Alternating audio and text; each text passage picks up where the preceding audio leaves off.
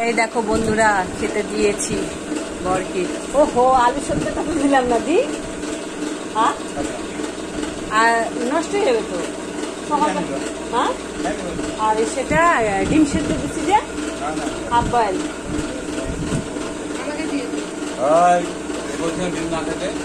ওকে ডিমটা না খেতে মানে খেতে না করলেও তাও বলছে খাবে। আমি অবশ্য ওর জন্য দিয়েছিলাম। আর ডিম আছে আজকে 2 সপ্তাহ, মানে 1 সপ্তাহ পার হয়ে গেছে, 10 দিন 12 দিন হয়ে গেছে।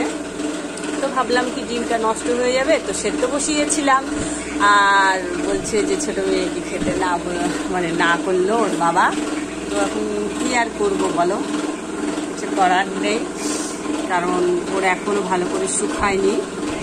শুকিয়েছে একটা দেখলাম কাঁচা কাঁচা, তো ওর বাবা বলছে থাক, ওটা সে করতে হবে না। তো কি গো, রান্না কেমন হলো? হ্যাঁ, কচুরমুখী সেটা হয়েছে আজকে। কচুরমুখী দিয়ে ডাল, সে ডাটা দিয়ে আলু দিয়ে করেছি আমি রান্না। সে কি রূপচাঁদা মাছ এনেছিল, তো ডাটাটা আছে, ডাটাটা শুকিয়ে যাবে, জানি না খাওয়া যায় কিনা, তাও আমি দিয়ে দিয়েছি।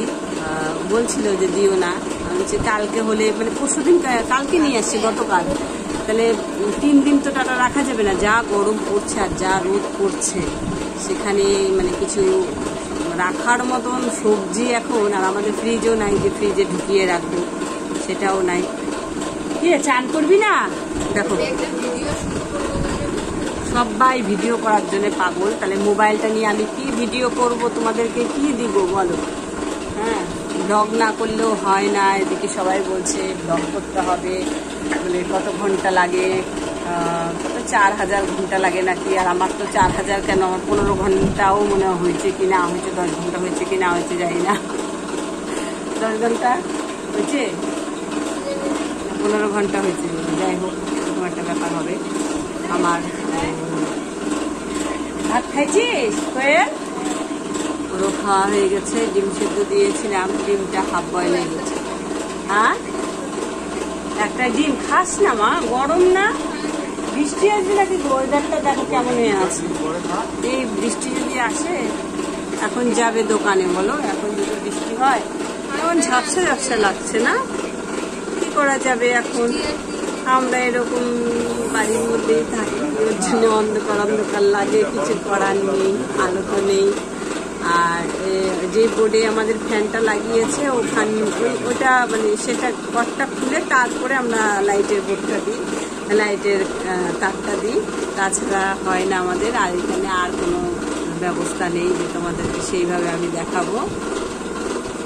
যাই হোক, তোমরা এইভাবেই আমার পাশে থাকবে, আমি এটাই তোমাদের কাছে আশা করি। তোমরা আমার সাথ দিবা, তোমরা দিলেই তো আমি আগাতে পারবো, ভালো ভালো ভিডিও দিতে পারবো। আর ঘোরার তো ভিডিও দিতে পারছি না, আসল কথা যেটা সত্যি কথা, আমাকে ঘুরতে নিয়ে যায় না কোথাও। আর মেয়েরা বলে যে মা চলো ঘুরতে গেলেও তো এটার দরকার কি না বলো? এখন ওইটা আমার কাছে নেই।